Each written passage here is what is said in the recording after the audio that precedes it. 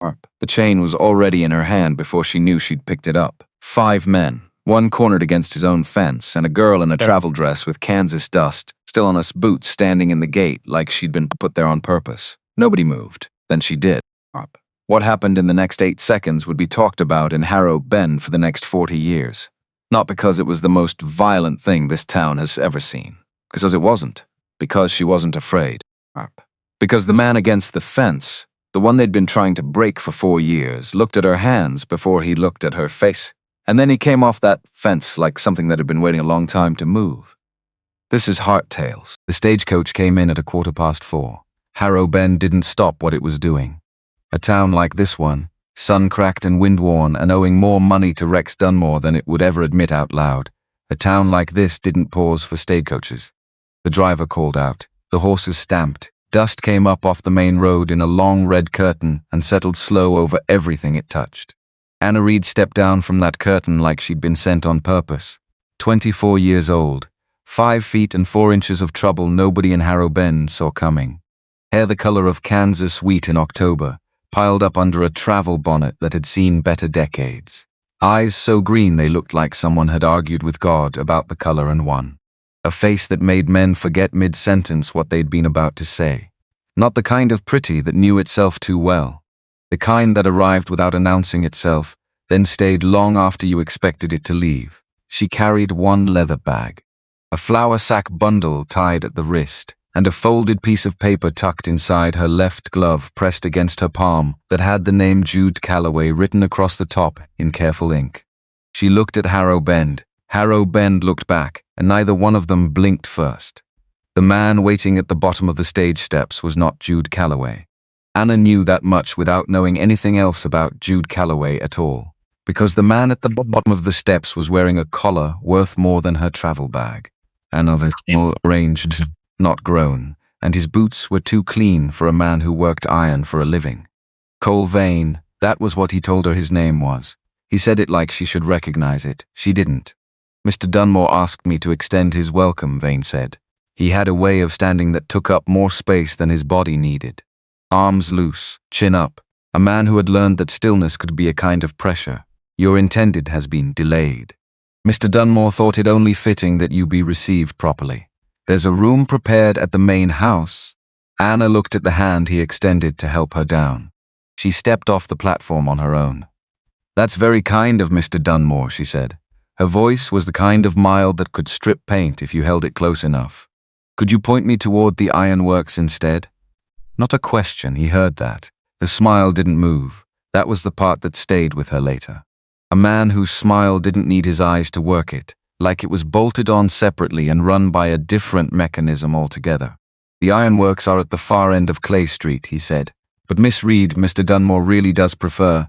Thank you, Anna said. She picked up her bag, and she walked. Main Street, Harrow Bend, New Mexico Territory, 1883. 43 buildings if you counted generously. A bank with Rex Dunmore's name in the loan ledger on 40% of the accounts. A livery that paid rent to Dunmore. A mercantile that owed Dunmore 2 years of late payments and was polite about it, the way you're polite to a man who knows where you sleep. One church. One jail. One Ironworks at the far end of Clay Street that, according to anyone who'd speak plainly, was the only piece of property in this town that did not have Rex Dunmore's fingerprints somewhere on the deed. Anna learned most of this in the time it took her to walk 4 blocks. Not because anyone sat her down and explained it. Because a town that lives under a particular kind of pressure develops a particular kind of language. People say things sideways. They talk about other things and mean one thing. And if you grew up in a house where the walls were thin and money was thinner, you learned to hear the thing underneath the thing people said. The woman sweeping outside the dry goods store watched Anna walk past. Watched her the way you watch weather coming. Anna stopped. Excuse me, ma'am, I'm looking for the Callaway Ironworks. The woman looked at her, at the bag, at the flour sack bundle, down at the left glove like she could see through it to the paper pressed against Anna's palm. You the male bride, she said. Not a question either. I'm Anna Reed, same thing. The woman set her broom against the wall. She had the face of someone who had made peace with disappointment some years back and now found it comfortable. Clay Street, all the way to the end. Can't miss it. There's smoke. She paused. Colvane already talked to you at the stage? Briefly. A sound that carried a great deal of information in very little space. You know who Rex Dunmore is. I'm learning. The woman looked at her for a long moment, then she said very quietly, "Child, you came at the wrong time." Anna Reed nodded, picked up her bag, and kept walking. Because here was the thing about the wrong time. Her father had a saying. Thomas Reed, iron worker out of Abilene, Kansas, who could silence a room just by standing in the doorway of it. He said, "The right time is a story people tell themselves, so they don't have to get off the porch." He had believed that. He had lived that. He was buried in the Abilene churchyard because of it, and Anna had stood at his grave at 14 years old in a dress that was too small and shoes that didn't fit, and understood, even then, even at 14, that she was not going to let his death teach her to be smaller than he raised her to be. So the wrong time. Fine, she kept walking. She heard it before she rounded the corner of Clay Street. Voices. Low and too even. The particular flatness of men who are being careful not to sound like what they are. She stopped at the edge of the building. Set her bag down, slow, quiet. The way her father had taught her to set a hot iron down, no sudden movements, no unnecessary noise, everything deliberate.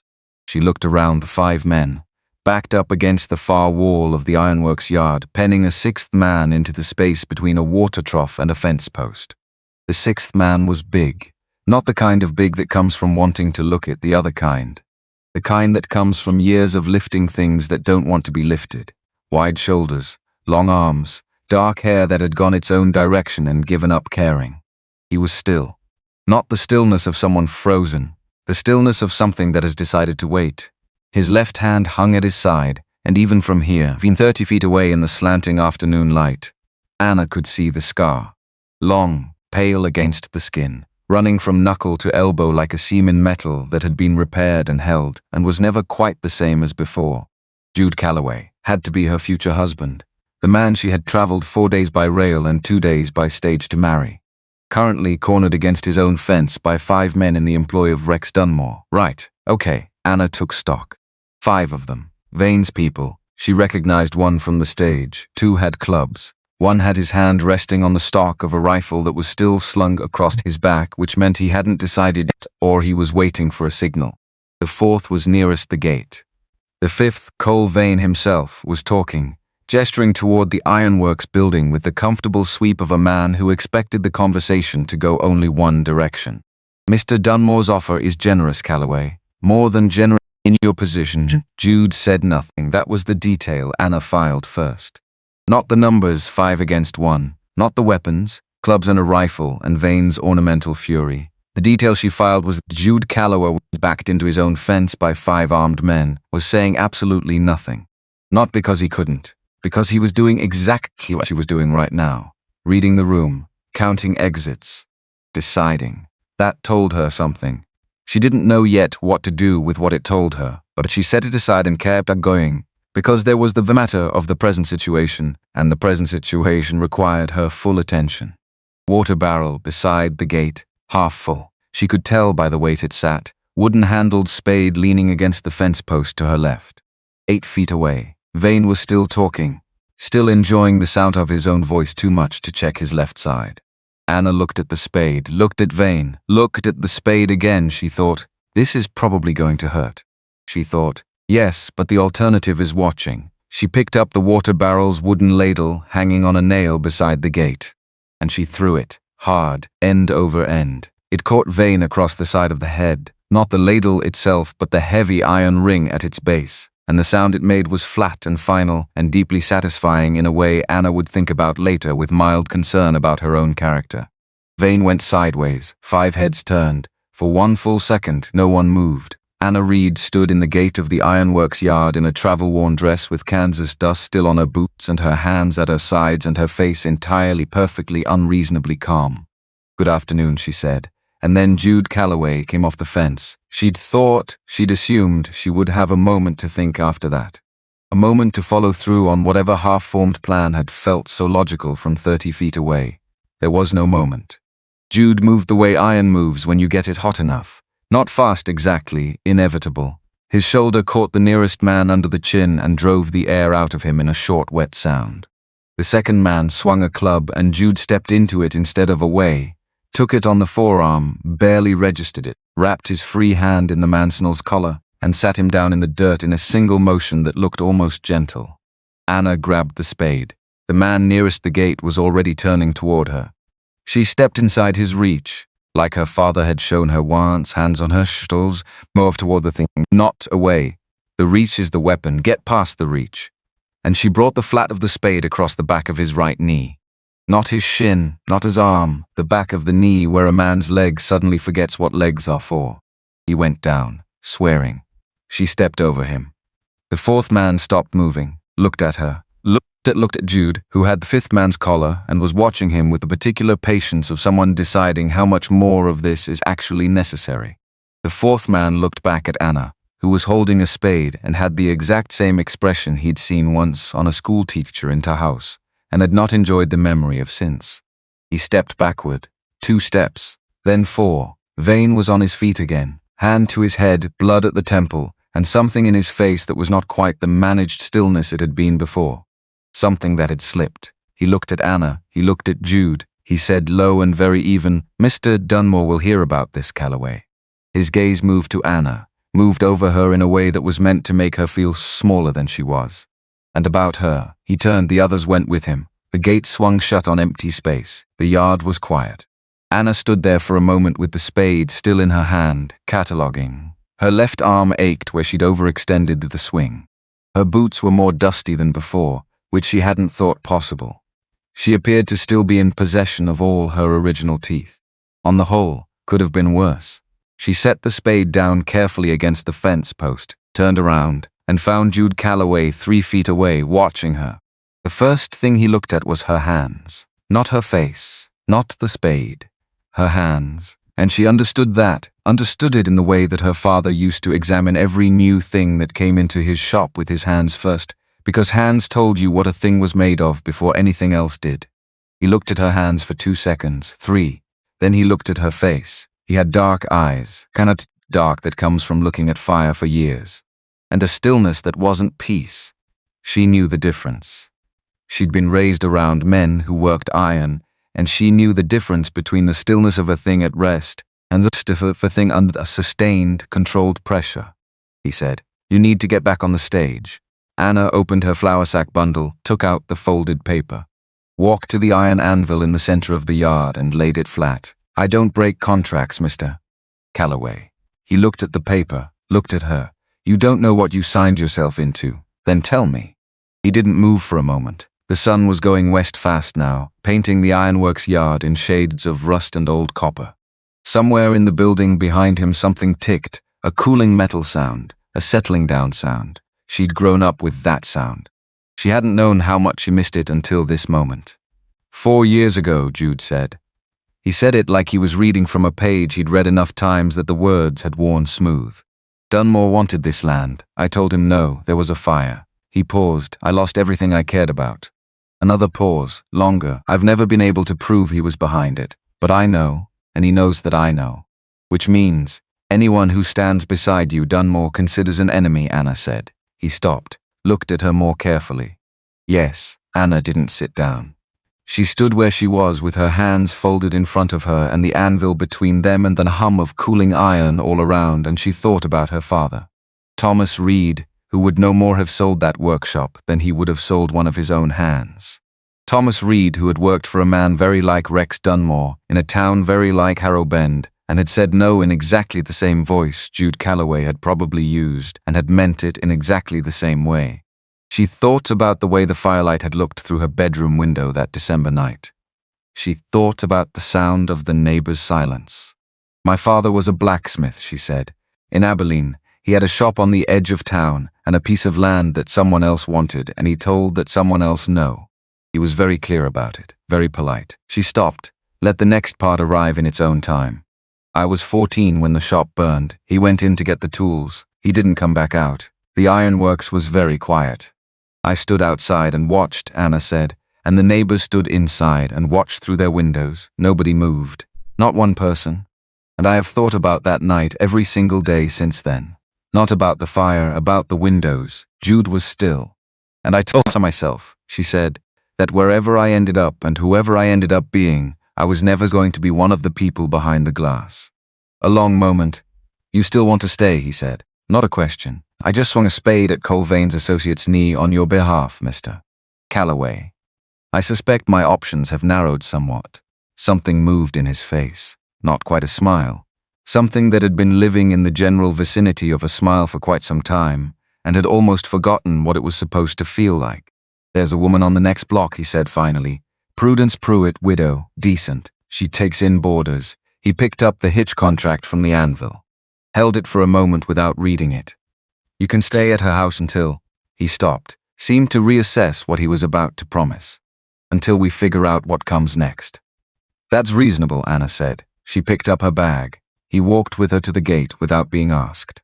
Prudence Pruitt was 71 years old and had survived a husband, a drought, 2 floods, and the better part of 30 years in New Mexico territory, which had given her the kind of face that had done its grieving and come out the other side looking like good hardwood.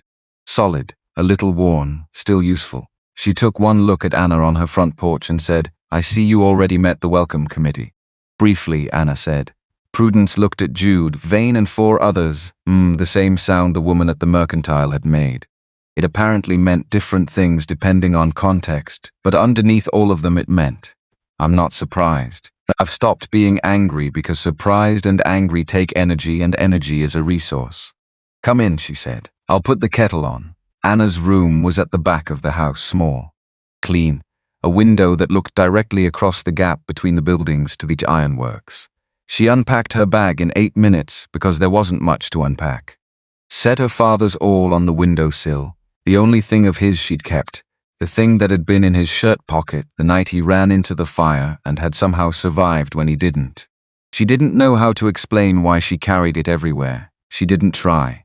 She sat on the edge of the bed and took the letter out of her coat pocket. Mrs. Caleb Norris had written it. Neighbor, good woman. Handwriting like she was afraid the letters would escape if she didn't pin them down tight enough. Your grandmother is not well, the letter said. Anna already knew the shape of what came next. She read it anyway because some truths you don't get to look away from just because you know them in advance. The hospital in Abilene. The account past due $3,900. Anna looked at the number for a while. Then she looked at her bag, which contained 1 change of clothes, 2 pairs of stockings, 1 book on metalwork techniques that she'd borrowed from the Abilene library 3 months ago and kept forgetting to return, and $43 and some change. She did the arithmetic. The arithmetic was not interesting. She put the letter back in her pocket. She looked out the window. The Ironworks were dark except for 1 lamp in the far window, amber light behind wavy glass, warm and steady in the blue dusk. She could see a shape moving in there, working late or unable to stop. She knew both versions of that and wasn't sure yet which one applied here.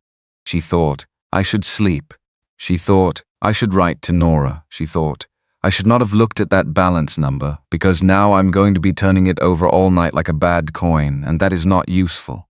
A sound outside, hooves, slowing, then stopping. She leaned toward the window. A rider, sitting his horse at the edge of the lamplight from the Ironworks entrance. Not moving toward the door, not calling out, just watching. The horse was well-bred, dark, patient. The rider had his hat brim pulled low.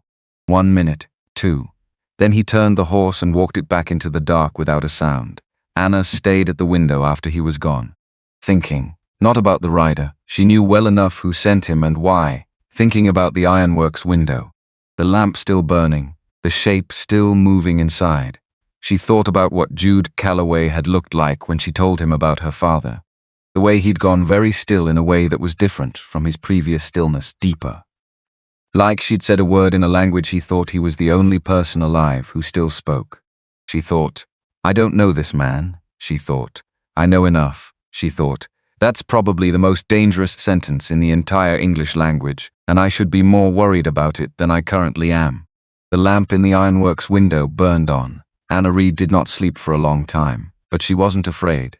She was thinking, and in the particular vocabulary of women who grew up watching men they loved refuse to be pushed off what was theirs. Thinking, for Anna, was always where the trouble started, and always where it ended too. The second morning was easier than the first, not because anything had changed. Nothing had changed. Rex Dunmore still owned most of Harrow Bend. Cole Vane still had a bruise along his temple that Anna had put there. The lamp in the Ironworks window had burned until well past midnight, and Anna knew because she had watched it longer than she intended and longer than was probably sensible. But the second morning was easier because Anna Reed had made a decision somewhere between 2 o'clock and the first grey light coming through the window, and decisions, even hard ones, much and maybe especially hard ones, had a way of making the air feel lighter once they settled. She was not getting back on the stage. She was not going to wait, and she was going to be useful, because being useful was the only thinking she knew how to do when the world got complicated, and the world had gotten complicated, and standing still had never once in her life solved anything. So, she put on her second dress, the practical one, pinned her hair up without a mirror because she'd been doing it without a mirror since she was 16, ate the biscuits Prudence Pruitt left on the kitchen table without comment. Prudence was a woman who expressed affection through food placed silently within reach, which Anna recognized because her grandmother Nora did the same thing, and walked across to the Ironworks before the sun was fully up. Jude was already there. Of course he was. The forge was going. She could feel it from the doorway. That particular heat, dry and deep, the kind that sits in your chest like a second heartbeat. He had his back to her, working something on the anvil, long strokes, even rhythm. The sound of it was the sound of her entire childhood. She stood in the doorway. He didn't turn around. "I'm not here to talk," she said. "I saw the order ledger on your workbench yesterday. You're 3 weeks behind on the Hennessy rifle repairs." A pause in the rhythm. "You read my order ledger." "It was on the workbench." "That doesn't mean I can read technical drawings," Anna said. "My father taught me. I'm not going to be in your way. I'm going to be useful, or I'm going to leave, and I would prefer to be useful." The rhythm didn't resume right away. She waited. "The Hennessy work is on the middle bench," Jude said. "Parts are sorted in the tin box." Anna came in. She found the tin box, sat down at the middle bench and went to work. They didn't talk much that first day. Or the second, which suited Anna fine. She was not a woman who needed a room full of noise to feel comfortable in it. She had spent 5 years in a house with a sick woman, and the sound of a clock and the particular quiet of people managing hard things with dignity, and she had learned to read silence the way other people read conversation. Jude Callaway's silence was not empty. That was the first thing she sorted out. An empty silence was what you got from a man who had nothing in him. His was the kind, dense. Like a room where someone had put away every breakable thing before company arrived, and you could still see the shapes of where the objects had been. The second thing she sorted out, he watched her hands, not in any way that required her to say something about it. But she noticed when she picked up a tool, when she fitted a piece, when she made a decision about which way to work a stiff mechanism, he'd glance over. Just briefly, like he was checking something, like whatever she did with her hands was a kind of language he trusted more than the spoken kind. Her father had been like that, she didn't say so. On the third morning she arrived to find 2 cups of coffee on the workbench. One at her usual spot, one at his, no explanation offered, none expected. She drank her coffee, he drank his. The forge said everything else. Prudence Pruitt talked the way some people breathe. Not because she was nervous, but because silence was something she'd made her peace with and then decided she didn't want as much company. She talked while she cooked. She talked while she sewed. She talked in the particular way of a woman who has lived alone long enough that she's stopped editing herself for an audience. Anna listened. Most of what Prudence said was small. Weather, the state of the road to Las Cruces, the mercantile's flour quality, which had declined notably since Mr. Patterson started buying from a different mill. The Hatcher family's youngest child, who had gotten into the habit of stealing pie from windowsills and would certainly grow up to be either a politician or a livestock thief. But sometimes, when the lamp was low and Prudence had a cup of chamomile and the conversation had wandered far enough from where it started, she said other things. On the 4th night she said, "I suppose nobody told you about Martha." Anna set down her mending. "No," she said.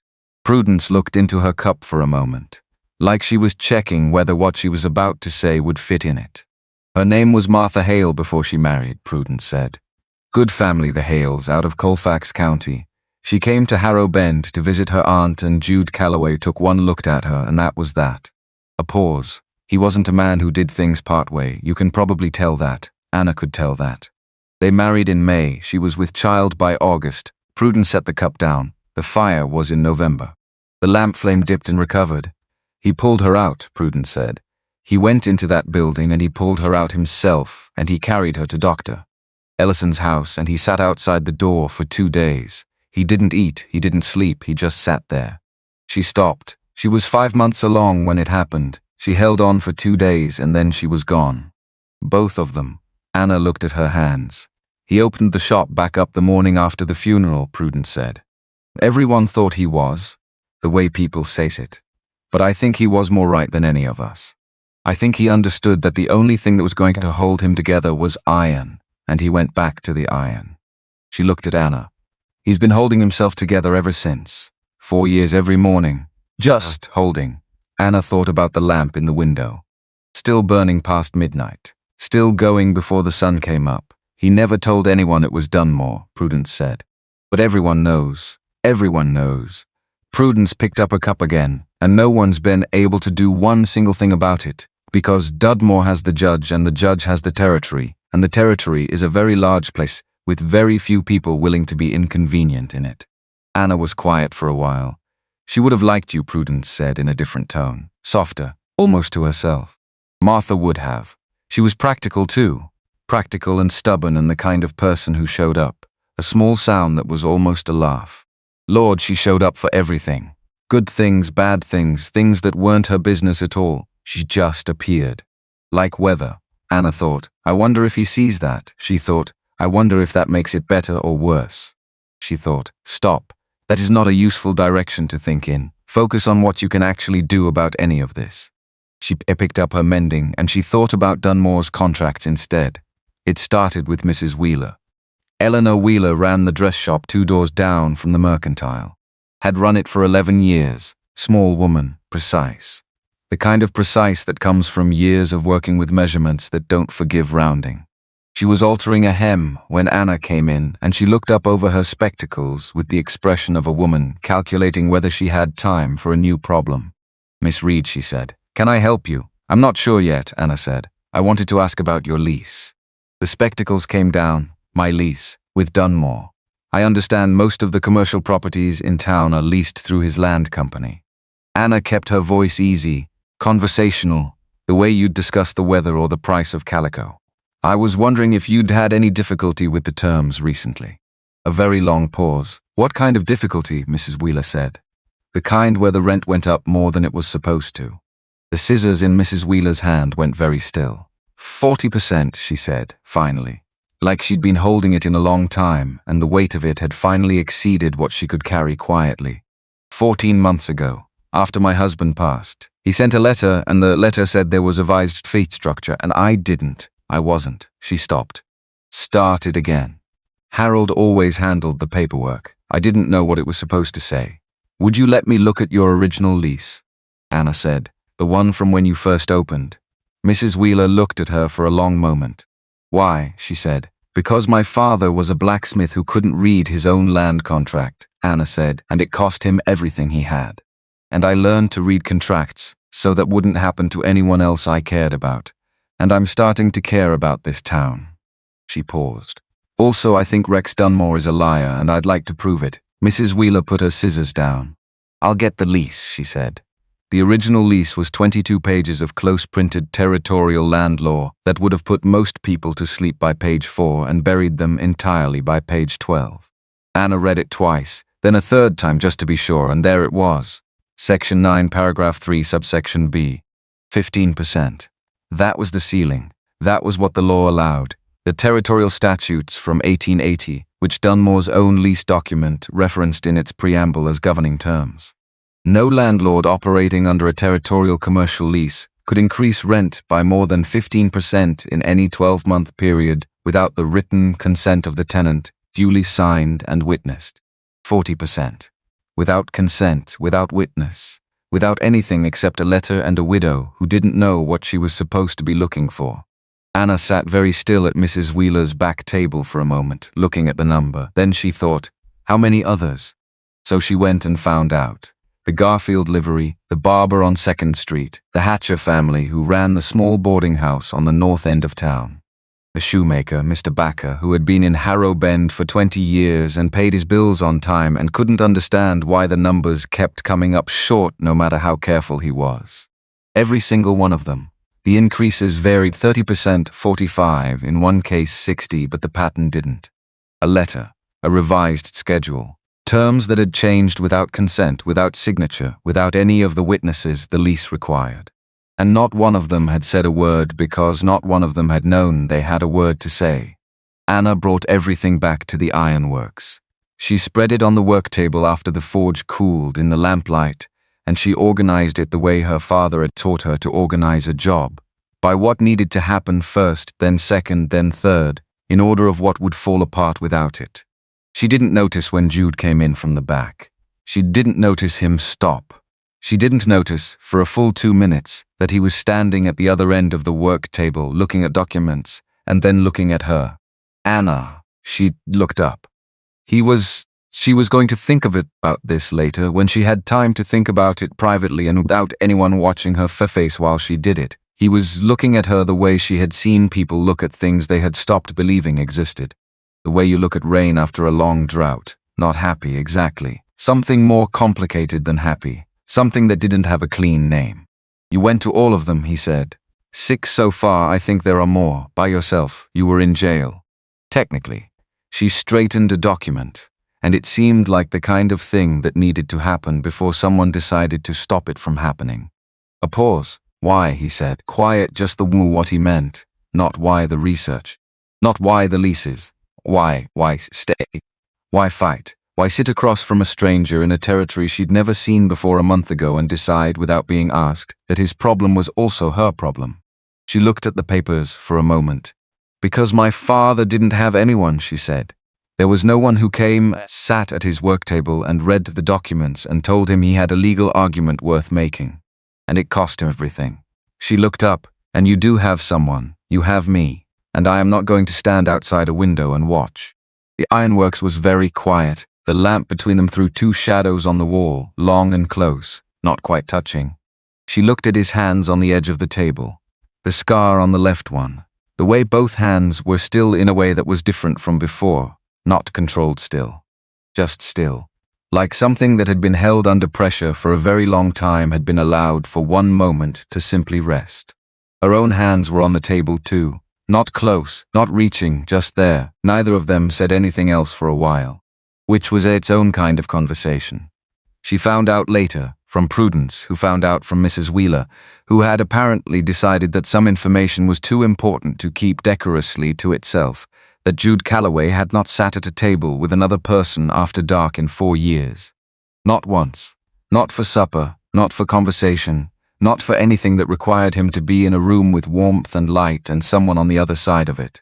He had eaten alone, worked alone. Lived in the particular solitude of a man who has decided, not from weakness but from some specific and reasoned calculation, that proximity to other people was a kind of risk he was not going to take again.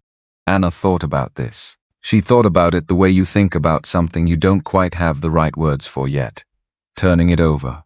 Feeling the weight and the shape of it.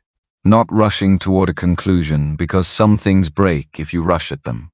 She thought, that must be exhausting. She thought, I know what that's like. Not exactly. But close enough, she thought. He made coffee for both of us on the 3rd morning and he didn't say anything about it, and I didn't say anything about it. And maybe that was the most important conversation we've had so far, she thought. Anna Reed, you are in considerable trouble, she thought. Yes, I know, don't start. Rex Dunmore came on a Thursday. Not vain this time, not a letter, not a message, not an intermediary. Dunmore himself on a grey horse alone. Which was the most frightening version of Rex Dunmore, because it meant he had decided something and was confident enough in what he'd decided that he didn't need backup. He tied his horse at the Ironworks gate. Anna was at the middle bench. Jude was at the forge. Neither of them moved. Dunmore came in like he owned it. That was the word. Not walked, not entered. Came in, with the ease of a man who has owned so many rooms that the habit of ownership has become involuntary. He was good-looking in a finished, expensive way, grey at the temples, clothes that fit too well for a ranch town. He looked at the Ironworks the way a man looks at something he's already decided to rearrange. Then he looked at Anna, and he smiled. It was a very practiced smile, the kind you had to give up something to learn. "Miss Reed," he said, "I'm glad to finally meet you properly. I apologize for the misunderstanding at the stage." "No misunderstanding," Anna said. She kept her eyes on the mechanism in front of her, kept working. "Your man was very clear. I simply didn't want to go where he was suggesting." A small pause. He hadn't expected that tone. "I understand completely," he said, recovering. "A sensible woman, good." He turned to Jude. "Callaway, I wanted to offer my invitation personally. Dinner Friday evening at the house. Both of you." He said it the way you say something you know will be declined, because the declining is the point. "This town is small. Better for everyone to understand who their neighbors are. We'll think about it," Jude said. "Of course." Dunmore's gaze went back to Anna. It went over her slowly in a way that was technically not rude and was entirely rude. "You're lovelier than I expected," he said. "The agency rarely manages this well." A pause. "It would be a shame if you were made uncomfortable. Territory life can be harsh for a woman without the right connections." He smiled again.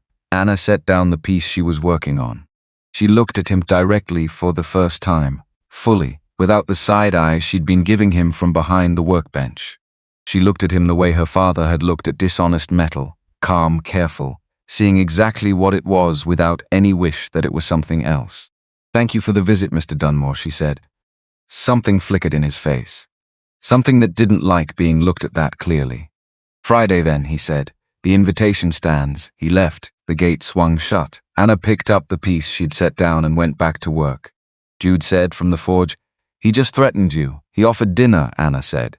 "In his language, they're the same thing." A long pause. "You could still." "Don't," she said, not unkindly. "Just don't. We've already had that conversation." Another pause, shorter. "Fair enough," Jude said, and went back to the iron. The rock came through the window at 9:30 that night. Not a large rock, that almost made it worse. The precision of it, the deliberateness. A large rock was anger. A small rock, aimed well, through the specific window of the specific building, at the specific hour when you'd be most likely to be inside it. That was his message. Glass across the floor, cold air coming through. The note was tied with wire, not string. Someone had thought about that. String could catch on things. Wire was neater. Anna unfolded it. "Next time it's fire." She read it twice, folded it back up. "Set it on the workbench," she thought. "Right," she thought, "so that's where we are." She thought, "Okay, then we need to move faster." She thought, "Stop shaking, that's not useful. You're not scared, you're cold, there's a difference. Focus." Jude came in from the back with a board for the window. He'd heard the glass. He didn't say anything. He looked at the note on the workbench, and then he looked at her face, and then he started on the window. She watched him work for a moment, the way he moved in the lamplight, steady and unhurried, like a man who had already made his peace with the worst possible version of this and was now just dealing with the actual version, which was bad but not the worst. She thought, he's been here before. She thought, is he survived it before? She thought, that's not comfort, but it's something. "I need to talk to you about something," she said. He set the board, drove the first nail. "Talk. There's a man in the lease documents. Someone I think can help." She spread the papers out again. The way Dunmore's been working, the rent increases, the forged consent signatures. It's not just illegal under territorial law. It's a pattern. If we can find someone who was there from the beginning, someone who knows where the paper trail starts, nobody in this town is going to talk, Jude said. "I know. I'm not talking about this town." She pointed to a signature on one of the older lease amendments. A name she'd seen twice now, in documents from 2 different years, in a hand that was clearly not Dunmore's. A witness name.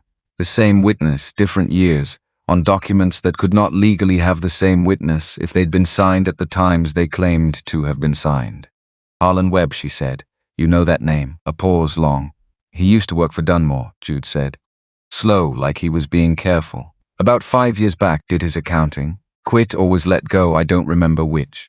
I heard he moved to Silver Flat. If he witnessed these documents, he knows they're false," Anna said. "And if he left Dunmore's employment under bad terms, he might be willing to say so in front of a judge." Jude turned around, looked at her. "Silver Flat is 55 miles west," he said. "I know. That's 2 days by road." "I know. And you're thinking about going." "I'm thinking about everything," Anna said carefully. "I'm not making any decisions tonight. Tonight I'm just thinking." He looked at her for a long moment.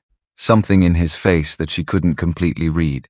Not disapproval, not the please leave face which she'd seen on the first day and recognized and decided not to let stand. This was something else, something more complicated. You're the most stubborn person I've met since. He stopped. She let him stop. Since a long time, he finished quieter.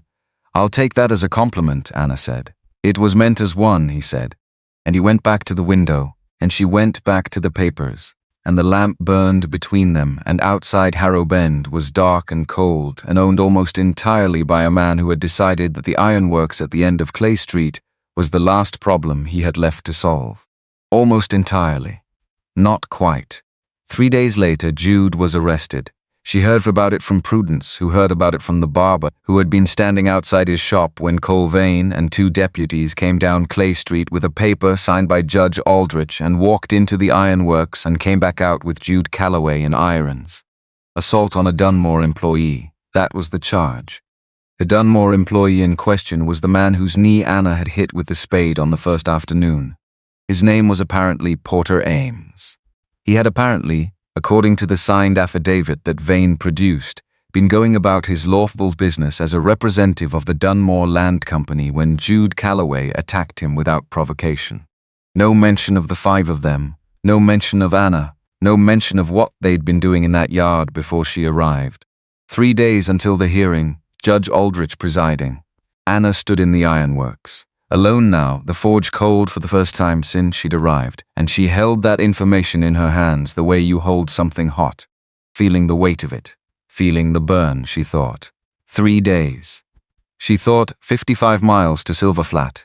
She thought Harlan Webb, whose name was on documents he couldn't legally have witnessed, who left Dunmore's employment and moved as far away as a man can move while staying in the same territory. She thought, I have 3 days and a horse.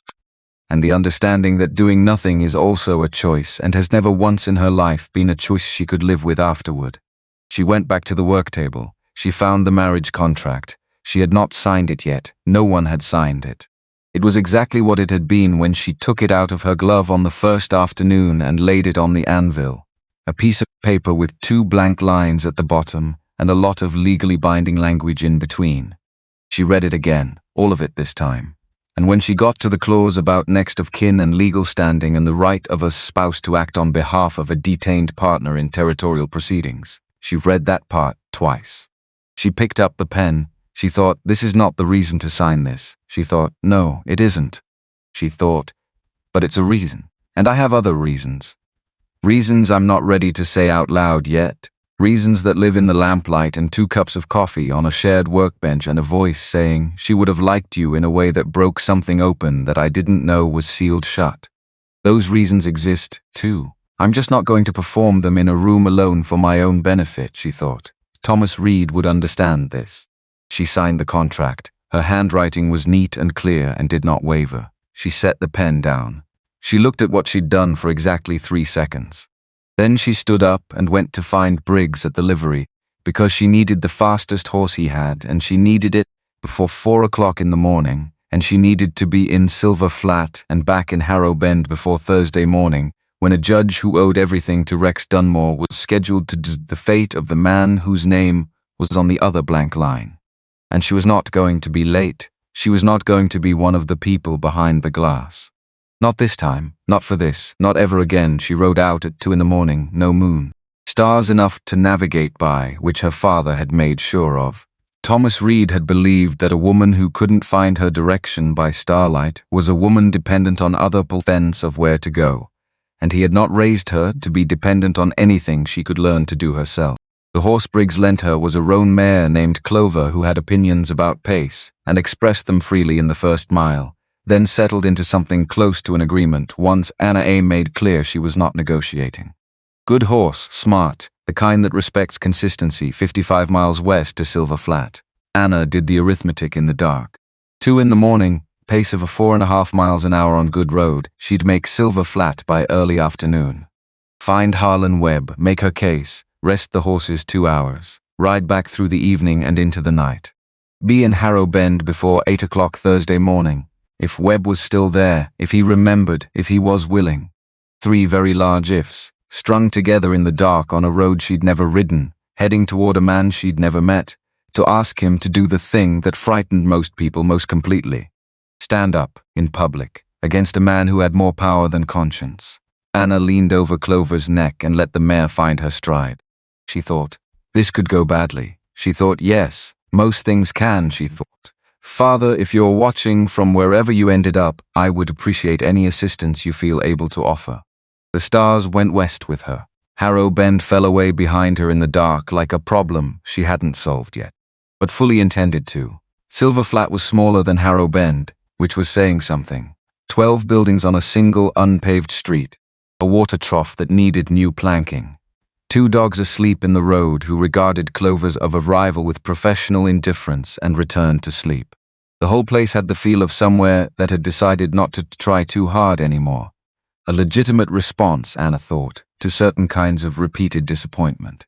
She found Harlan Webb at the 3rd building she tried. A small house at the end of the street with a kitchen garden better tended than the house itself. Someone who cared about growing things more than appearances. Anna had always found that a reasonable set of priorities. She knocked at 1:30 in the afternoon. Road dust in her hair. Dress creased beyond recovery, looking like exactly what she was. A woman who had ridden 55 miles on 2 hours of sleep and had 55 more miles waiting for her on the other side of this conversation. The door opened. Harlan Webb was 57 years old, not tall, a little stooped in the way of men who'd spent years at a desk. Gray hair uncut, eyes that had seen a great deal, and then made a deliberate effort to see less of it. He looked at Anna the way people look at things that arrive without being scheduled. Not unwelcome, just unscheduled. Mr. Webb, she said. My name is Anna Reed. I've come from Harrow Bend. I need to talk to you about Rex Dunmore.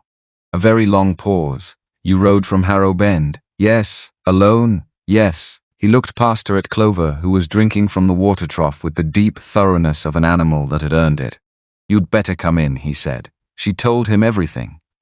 Deliberately, the way she laid out a repair job, in order, with evidence, with the logic of each step visible before she moved to the next.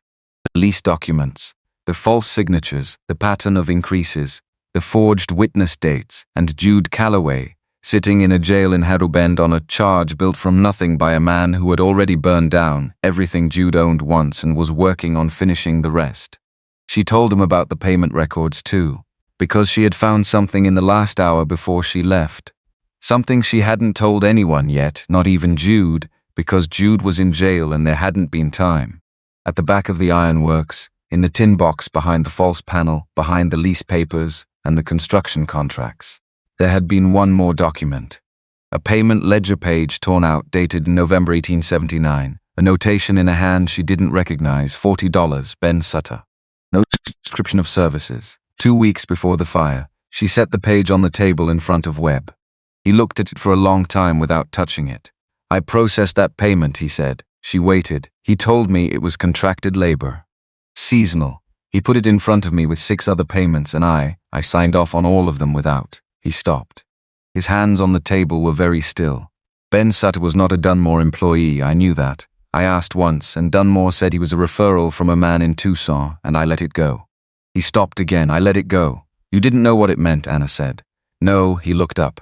But I knew something wasn't right, and I let it go anyway. Because it was easier, because I had a salary and a desk and... He didn't finish that sentence. Didn't need to. 2 weeks later, the Callaway Ironworks burned. The kitchen garden was visible through the window, beans staked and growing. Squash, sprawling in the afternoon light, the work of someone who had come to a quiet place and tried to make something grow in peace and had not quite stopped thinking about what he'd left behind. Did you ever find out what happened to Ben Sutter? Anna asked. He left the territory, Webb said, within the month.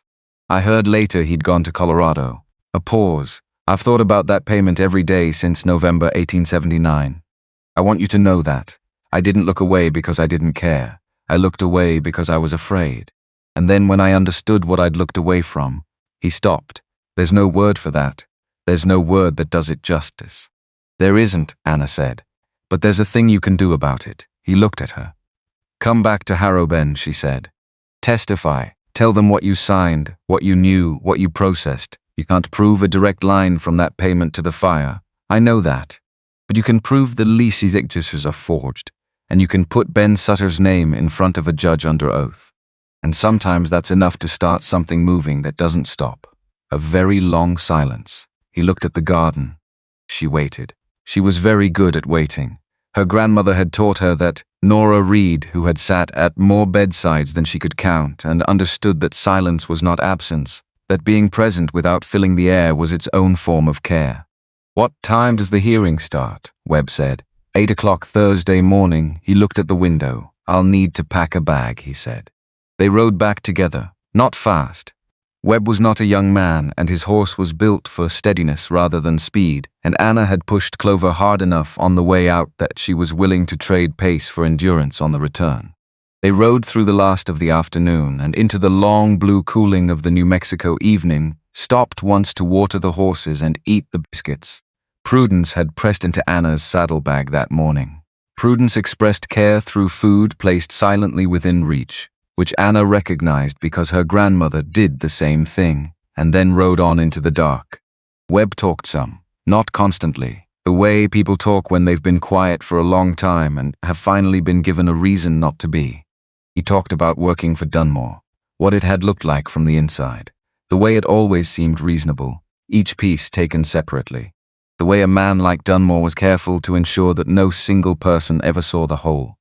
You saw your corner of it. Your documents, your small manageable portion of a very large and unmanageable thing. He's good at it, Webb said, not admiringly. The way you describe a natural disaster. 15 years he's been doing this. He knows how to make it look like business. That's why we need you, Anna said.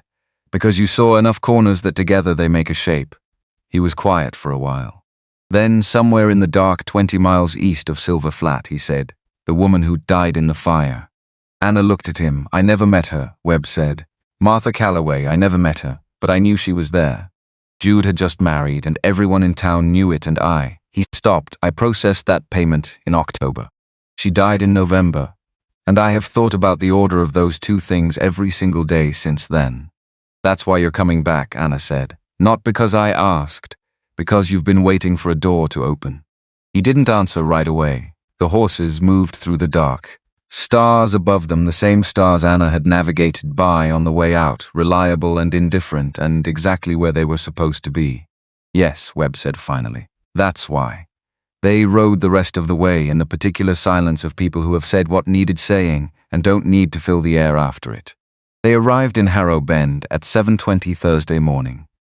40 minutes before the hearing, Clover was tired in the deep, dignified way of an animal that had done everything asked of it, and was prepared to note that fact for the record.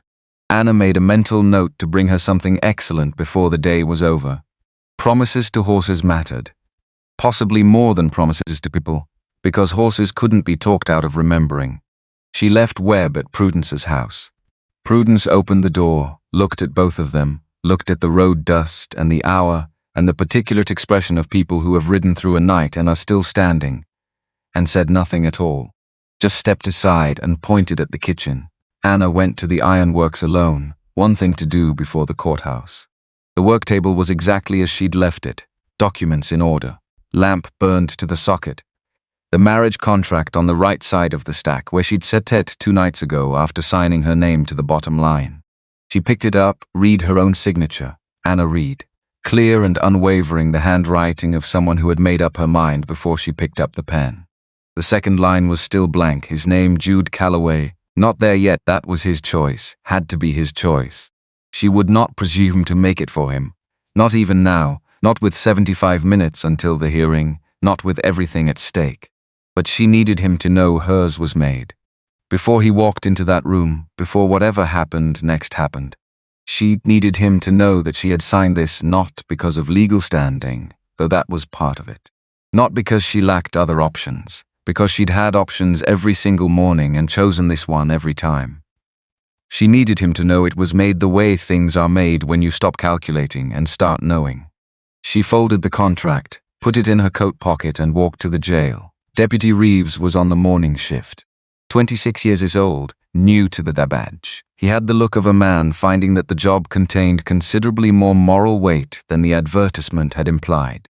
He'd been watching the courthouse proceedings build for 3 days with the expression of someone deciding, quietly and without announcement, what kind of man he was going to be when it mattered. He let Anna in without being asked. 15 minutes, the cell at the back. Stone floor, one window barely wide enough for the morning light to get through sideways. Jude was standing. Of course he was. Not a man who sat when he was thinking, and he had clearly been thinking for 3 days. She could see it in the way he held himself. Not defeated, not broken. The particular tension of a man who has been waiting for something and doesn't yet know if it's coming. He looked at her. She looked at him. 2 full seconds of just that, confirming what eyes need to confirm when they've been worried. You went, he said. I went Silver Flat, yes. And not quite a question. He already half knew the answer, or he knew the kind of person she was, which amounted to the same thing. He's at Prudence's house, Anna said. Eating cornbread. He'll be at the courthouse at 8. Jude looked at her for a long moment without speaking. Then he looked at the wall, then the floor. The way a man looks at neutral things when what he's actually doing is getting his bearings. His hands, which had been still at his sides the entire time she'd known him in this cell, opened and closed once. That was all. But she had learned to read him in small increments, and she knew what that meant. It meant the thing he'd been bracing for. The version of this morning where no one came had just been taken off the table, and he was adjusting to the weight of that, to the specific and unfamiliar lightness of it. Anna, don't, she said. Same word he'd used on her once, same tone, same understanding underneath it that some things don't need to be performed to be real. We don't have time. And I'm going to say something, and I'd rather say it quickly and not make either of us stand here being embarrassed about it. He waited. She took the contract out of her pocket, unfolded it, held it so the light from the small window caught her name on the bottom line. I signed this 2 nights ago, she said, before I left for Silver Flat. Not for legal standing, though that was part of it. Not because I had no choice, because I had choices every morning and I kept choosing this one. She looked at him directly. Not performing anything. Just saying what was true, the way she said most things that mattered.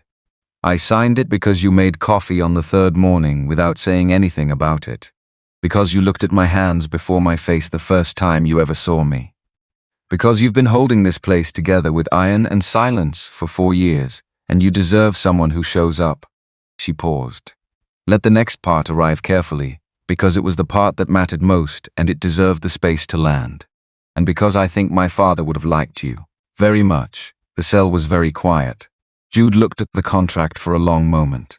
Then he looked at her face. I don't have a pen, he said. Sign it after, Anna said. Sign it in front of everyone if you want. But I needed you to know it was done before you walked in there. He nodded, once, slow and deliberate the way he did everything that actually counted. Let's go, he said. The courthouse in Harrow Bend had been a general store before the territory requisitioned it for civic purposes, and it still carried a faint memory of flour and turpentine in its walls.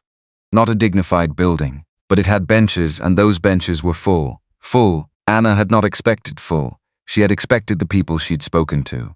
The ones who'd nodded, uncertain, reluctant, but nodding.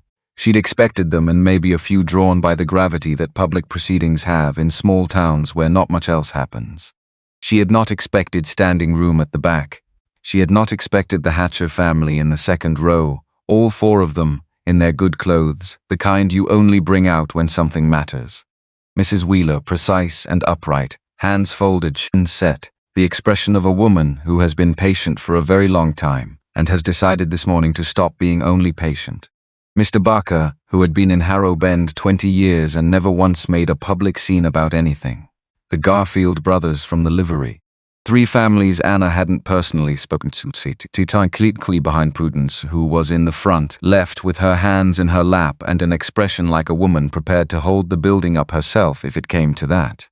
Deputy Reeves near the back door, standing not sitting, watching. Rex Dunmore in the front right row, Cole Vane beside him. Both of them composed in the way of men who have played this game many times and believe they know how it ends. And at the front, behind the table, serving as a bench, Judge Aldrich, 60 years old, grey. The face of a man who had made many small compromises over many years and found that each one made the next easier, until the memory of the original thing, the thing he'd first traded away, had become very faint and very far. He looked at the room, he blinked. He had not expected full either. The proceedings began at 8 on the mark. Vane's attorney, a man named Pruitt, up from Las Cruces, with the smooth confidence of someone paid well to have it, laid out the charge. Assault, unprovoked. Porter Ames had been conducting lawful business on behalf of the Dunmore Land Company when Jude Callaway attacked him without cause in the Ironworks yard. Anna kept her face perfectly still. She'd learned that from her grandmother, Nora Reed, who had sat at difficult tables her entire life and understood that your face is the first thing people read, and you do not give them a chapter you haven't chosen to share. Pruitt called Porter Ames first, the man whose knee had introduced itself to the flat of a spade on Anna's first afternoon in Harrow Bend. He walked with a hitch that could have been injury or could have been performance.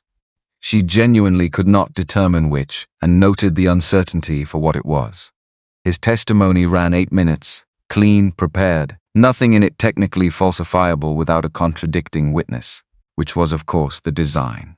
Pruitt sat. Aldrich looked at the defense side of the table, where there was no attorney, no money for one. No time to send for one even if there had been money. "Is the defendant prepared to respond?" Aldrich said. Jude stood. "Your Honor, I'd like to call a witness." Pruitt was on his feet before Jude finished the sentence. "Objection. No witness list was filed. This is a territorial preliminary hearing," Anna said, from her seat beside Jude, not loudly. Clearly, Rule 47 of the Territorial Code permits witness testimony at the presiding judge's discretion in preliminary proceedings. The rule is current as of 1878. She set the coppered page on the table in front of Aldrich. She had found it in the Civic Records building 2 days before Jude's arrest. She had copied it by hand because she had been preparing for the possibility that she might need it. Because preparation was what she did instead of panicking. "The citation is at the bottom, Your Honor." Aldrich looked at the page, looked at Pruitt, looked at Dunmore. The crack in Dunmore's composure was small. A man who had rehearsed this version of the morning very thoroughly and was now encountering a version he had not rehearsed. "I'll allow the witness," Aldrich said. Harlan Webb walked to the front of the room at the pace of a man who has made a decision and is going to carry it regardless of how heavy it gets between here and there. He sat in the chair Reeves brought forward. He looked at the room first, not at Dunmore, at the people in the benches, at Mrs. Wheeler, at the Hatchers, at Prudence, who looked back at him with the expression of a woman who has been waiting for this specific morning for 4 years and is not going to spend it looking away. Anna asked him 4 questions. "Did you work as documents and accounts manager for Rex Dunmore between 1876 and 1881? "Yes." "Are these signatures yours?" She placed the forged lease amendment in front of him, the one with the impossible witness dates. He looked at it steadily. "Yes, they are my signatures. On April 14th, 1882, the date printed on this document. Where were you?" "Silver Flat," he said. "I had already left Mr. Dunmore's employment. I left in March of 1882. I have a letter from my new employer dated March 3rd of that year." He reached into his coat, laid the letter on the table. "I was not in Harrow Bend on April 14th, 1882. I could not have signed this document on that date. Whoever signed it in my name did so without my knowledge and without my consent." The room was very still, and this, Anna said. She laid the payment ledger page on the table, the torn page from the tin box. "November 1879, $40, Ben Sutter. Do you recognize this payment?" Webb looked at it. "I processed this payment," he said. "October 1879, Mr. Dunmore told me it was contracted labor seasonal. The man's name was Ben Sutter. He was not a regular Dunmore employee. I asked once about the nature of the work and was told it was a referral from a contact in Tucson." He paused. 2 weeks after I processed this payment, the Callaway Ironworks burned." He stopped. "Let that sit in the room exactly as long as it needed to. I cannot prove a connection. I want to be clear about that. I am not testifying to what I cannot prove. I am testifying to what I processed, what I was told, and what happened 2 weeks later. The sequence is what I am swearing to. The sequence and nothing more." Then he looked up from the table, and for the first time since he'd sat down, he looked at Rex Dunmore directly. "I left Mr. Dunmore's employment 4 months after that fire," he said. "I told him I had found a better opportunity elsewhere. That was true. But it was not the only reason." He held Dunmore's gaze with the steadiness of a man who has been practicing this moment for 4 years in the privacy of his own conscience. "I left because I understood what I had been part of, and I have been living with that understanding every day since November 1879. I am done living with it quietly. The room broke open, not violently, not in the way of confrontations. In the way of people who have been holding something heavy for a long time and have just been told they can set it down. Voices, movement, Mrs. Wheeler on her feet, not speaking, just standing. Because standing was what she had to offer, and she was going to offer all of it. The Hatchers stood. Mr. Barker, 20 years in this town, stood. And then others, people Anna didn't know by name, people who had come because word had traveled and they had decided to see for themselves. They stood too. Not a speech, not a declaration, just people deciding in the space of about 10 seconds not to sit down anymore. Pruitt was objecting to everything simultaneously, which meant he was objecting to nothing in particular. Dunmore was very still. Anna watched him. A man who had spent 15 years in absolute certainty about how rooms went. And here was a room full of people he built that certainty on top of, and they were standing, and his face held the expression of someone who was just discovered that the floor they were standing on was not as solid as they had believed for a very long time. Aldrich called for order. He got something close to it. He looked at his hands on the table for a moment. A man taking stock of something internal. Then he looked at the document Anna had placed in front of him. The forged lease amendment, the impossible signature, the letter from Webb's employer dated 3 weeks before the date on the page. He looked at Dunmore. Whatever Aldrich saw there, or finally let himself see, something settled in his face. Not dramatic, not theatrical. The quiet internal movement of a man who has been making small compromises for so long that making a different choice feels unfamiliar, but not impossible. Not quite impossible. The charge against Jude Callaway, he said, is dismissed. Insufficient and contradicted evidence. And then in the same measured voice, without pausing, I am also requesting that this court's record reflect the testimony regarding the lease documents and the payment notation of October 1879. Deputy Reeves, I want those items logged and held. Reeves at the back door nodded once. He was already writing. Outside was better than inside. Inside had walls and 60 people's held breath all released at once. Outside had the September morning cool, particular, the smell of New Mexico territory that Anna had no single word for except right. The smell of a place that was exactly what it was and not apologizing. She stood on the courthouse steps. The town moved around her. Conversations starting between people who hadn't spoken directly in years, because speaking directly meant choosing a side and choosing had felt too costly. It didn't feel costly now. It felt like what should have happened a long time ago, finally arriving. She heard him behind her. She turned. Jude Callaway stood at the top of the courthouse steps with the marriage contract in his hand, folded open to the signature line. Her name at the bottom, the blank line above it. He had a pen. She didn't know where he'd gotten it. She was going to find out. It was going to become one of the details she knew about him, the story of where he got that pen on a September morning in 1883, and she was going to have the rest of her life to learn it, which was a thought that arrived without warning and sat down inside her with every intention of staying. He didn't make a speech. He looked at her name on the line. He looked at her face, and then he signed his name, Jude Callaway. Below hers, clear and deliberate, the handwriting of a man who does not put his name to things he doesn't mean in front of Mrs. Wheeler and the Hatchers and Prudence and Harlan Webb and Deputy Reeves and all of Harrow Bend standing in the September morning light. He held the contract out to her. She took it, looked at both their names together on the page, folded it, tucked it inside her coat, against her chest, because that was where it belonged, and she was not going to be understated about it. That's it then, she said. That's it, he said. And because neither of them were people who needed to perform their moments for an audience, and because there was still work to do, and a town to get back to, and a mare named Clover who had been promised something excellent, he offered her his arm, and she took it, and they walked down the steps together into the morning. Not slowly, not for anyone, just two people moving in the same direction, because they had both separately decided it was the right one. 3 days after the hearing, Deputy Reeves filed a report with the territorial office in Santa Fe. Not Aldrich. That came later, 6 weeks on, slow and creaking, but real. Reeves filed it himself on his own authority, citing the lease violations and referencing Webb's testimony and requesting a formal inquiry into the Dunmore Land Company's contract practices going back to 1876. Anna found out about it from Prudence, who found out from the barber, who had been standing near Reeves's office when the report went out by Ryder. She was at the Ironworks workbench when she heard. She set down the mechanism she was adjusting, sat still for a moment, then picked it back up and kept working. Because the inquiry was not a verdict, it was not an ending. Some men with enough money and enough lawyers and enough years spent building the right kind of influence manage to stay on the right side of a cell door, even when a cell door is clearly what they deserve. And Dunmore was that kind of man, at least for now. He was not imprisoned in the weeks that followed. She would not tell you he was, but he knew.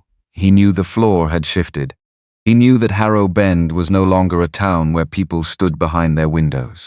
And he knew the name Anna Reed Callaway in the specific way that men like him know the names of the people who changed the weather. Not with respect, but with the particular and permanent acknowledgement of someone who has encountered the thing that turned the tide and cannot pretend otherwise. Mrs. Wheatler's lease was renegotiated to the legal rate within the month. The Hatchers as well. Mr. Backer received a letter from the Dunmore Land Company that was so carefully worded and so thorough in its legal courtesy that it communicated, that without saying so directly, that certain prior arrangements were being quietly corrected. It was not justice, not completely, not yet, but it was a scale that had begun to move. Harlan Webb stayed. Not because Anna asked him to, though she did, because he needed to. Because some things cannot be resolved from 55 miles away, and he had spent 2 years trying and learning that distance and resolution were not the same thing. He moved into the Hatcher boarding house at the north end of town and came to work at the Ironworks 3 days a week, keeping accounts the honest way, which was the way he had always preferred and had briefly forgotten was an option available to him. He was not a demonstrative man. But on his first morning, he stood in the doorway of the Ironworks for a moment before coming in, looking at the forge, at the benches, at the tools hung in their order on the wall. He stood there long enough that Anna looked up from the workbench and then looked back down again and gave him the time. Then he came in, sat down, got to work, which was, for Harlan Webb, the most complete thing he'd said since October 1879. The sign went up in February. Jude made it himself, which was visible in the quality, the letters clean, and even in the way that takes years to achieve and looks effortless after. He put it up on a Sunday morning when the street was quiet, no audience, no ceremony. Just Jude on a ladder with the ironwork he'd made and the bolts he'd chosen, and the February light coming down flat and clear over Harrow Bend. Callaway Ironworks. 1883. Anna stood on the street and looked at it for a long time, she thought. Thomas Reed, blacksmith of Abilene, Kansas. You would have stood here and said something plain-spoken, and then changed the subject, because that was how you handled the things that moved you. Through brevity, through the next task, through keeping your hands in motion. She thought. I got your eyes, people said. She thought, I hope I got that too. She went inside. In March, a letter arrived at the Ironworks addressed to Mrs. Anna Callaway, Harrow Bend, New Mexico Territory. Inside, a receipt paid in full. The hospital in Abilene, Kansas. Account held in the name of Nora Grace Reed. Balance outstanding $3,900. And a typed note. Short, this is not charity. Consider it advance wages for a woman who was doing the work of a lawyer, a detective, and a territorial judge long before anyone saw fit to give her the authority for any of it. The debt is paid. The account is closed. No signature. Anna stood at the workbench with the receipt in her hands and the forge going behind her and the smell of iron in the air and the ordinary sounds of Harrow Bend coming through the repaired window. She thought, Jude. She thought, of course. She thought, he will never say so, and I am not going to ask him to, because some things are said with hospital receipts from Kansas and not with words, and I am fluent enough in his language by now to know when I have been told something. She set the receipt down. She picked up the piece she'd been working on. Then she set it back down again. She went to find Jude in the back of the shop where he was working a piece of iron that was giving him trouble, which meant he was entirely focused and entirely unreachable, in the way of and then do something difficult that required all of him. She stood in the doorway. He glanced up. I need to write to Nora, she said. I think she should come west. He looked at her for a moment. All right, he said, and went back to the iron, which was Jude for, yes, bring her. Which was Jude for, this is your home now, and whoever belongs to you belongs here. Which was, in his particular and consistent language, everything. She wrote the letter that afternoon. Dear Nora, it started. I think it's time you came to see where I've landed. She told him about the baby on a Tuesday evening in May, After supper, forge cold town settling into its nighttime sounds, the creek at the edge of Harrow Bend doing what it always did, the distant movement of horses, someone's lamp going dark on 2nd Street. She said it plainly, without preamble, without softening the edges so much that the shape of the thing was lost. I'm with child, she said. Prudence thinks April, I think she's right. Jude went very still. She knew this stillness. Knew its weight and its texture and the difference between the kinds. This was the deep kind. The kind that meant something was moving through him too large to walk around yet, and he needed some time to find the room for it. She waited. He looked at her hands first, then her face, and then Jude Callaway, who had spent 4 years being very careful not to want things too much, because wanting things meant they could be taken, and he knew exactly what it felt like to have them taken, did something she had seen only once before.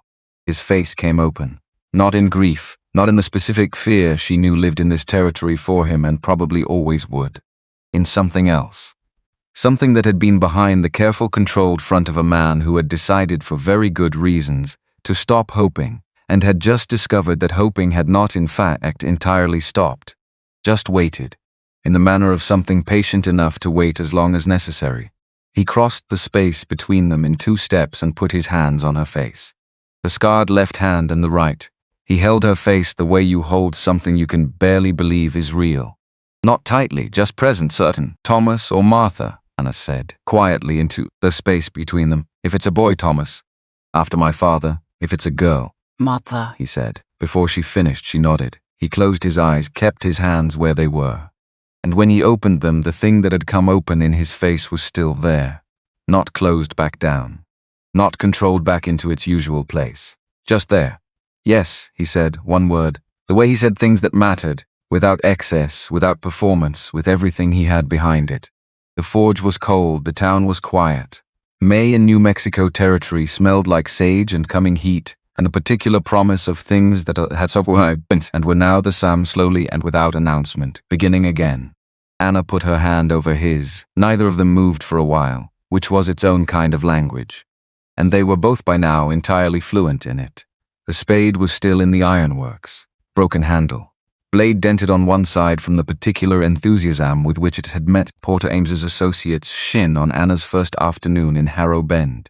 Jude had set it aside in the first week, and she'd assumed he meant to break it down for scrap, reclaim the metal the way you reclaimed everything in a working shop where nothing went to waste. He hadn't. He'd repaired the handle, cleaned the blade until the iron was smooth, set it against the back wall at the angle she'd first picked it up, not hung formally, not displayed with intention, just leaning there, like it had been set down for a moment and not yet picked back up. She noticed it one morning in June, when the light came through the window at the right angle to catch the metal. She stood and looked at it for a while. She thought he kept it. She thought, of course he kept it. She thought, this man, this stubborn, quiet, coffee-making, receipt-sending, sign-bolting man. She went back to work, but she smiled while she did it, which was something she had been doing more often lately and had stopped trying to manage.